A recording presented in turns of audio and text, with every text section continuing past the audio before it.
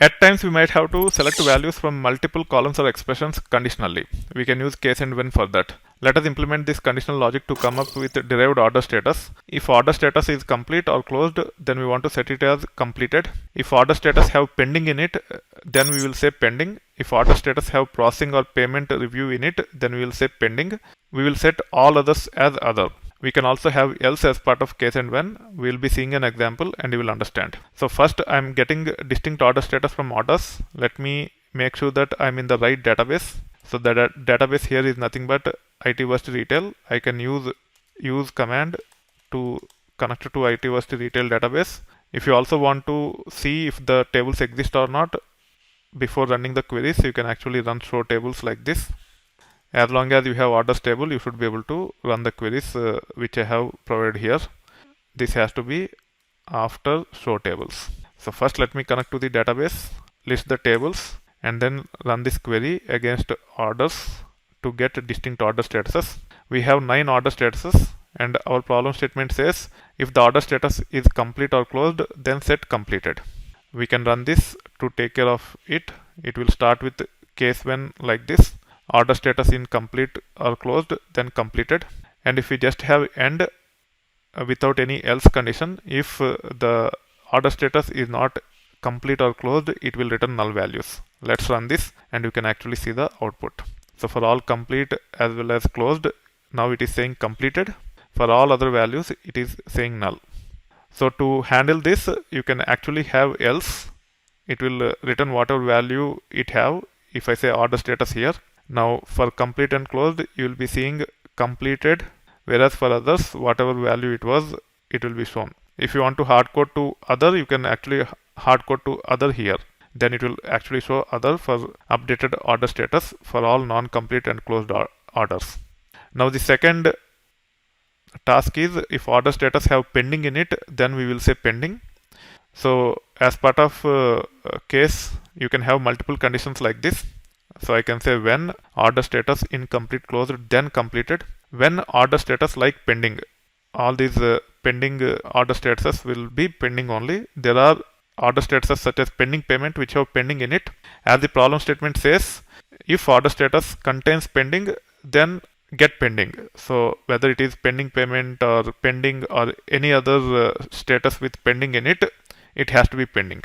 Now you can run this, and also I have changed else to other, and you can actually see the results with respect to complete and closed. It is completed. Wherever there is pending in the order status, it is pending. You can see here. For others, it is other. Now the third statement says if order status have processing or payment review in it, then also it should be pending. Now let's see the output here. There are no such records here.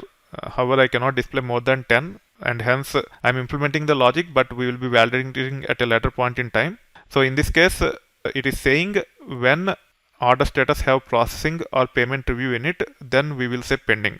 So I can use in operator and then say order status in processing comma payment review as part of this condition. You can see that I am saying order status like percentage pending percentage or order status in processing comma payment review, then it is pending. You can also say when order status like pending, when order status in processing payment review, then also pending. You can also break this into two separate when statements. However, it is not a good practice if you are trying to perform the same operation when certain conditions met with or. It is better to consolidate like this. Okay. Now if you run this, you will get the output as expected. Even for the payment fraud or something, there is a record called a suspected fraud. The suspected fraud will still be other. If there are any records which have processing or payment review, they will be pending now. However, here we are only seeing 10 records. If you want to see all the statuses consolidated, as we have only 9 of them, I can say select distinct order status like this and then the case statement. So it will only display distinct order status and updated order status, and we should be able to validate against our original problem statement. Now let me run this and let us see the output. So for complete and closed, it is completed. For payment review, pending payment and processing, because pending and pending payment have pending in it, it is pending. Also for payment review and processing, we want it to be pending. That is what is happening here. For all others, such as cancelled, suspected fraud, on hold, it is other. So we got the output as expected depending upon the problem statement which we have earlier. So this is how you can use case and when statement to actually write any conditional logic. We have seen null related stuff also as part of the previous topic. Now we have seen a bit complex example here where we have used all types of condition combinations such as in operator to compare against complete and closed, like for pending.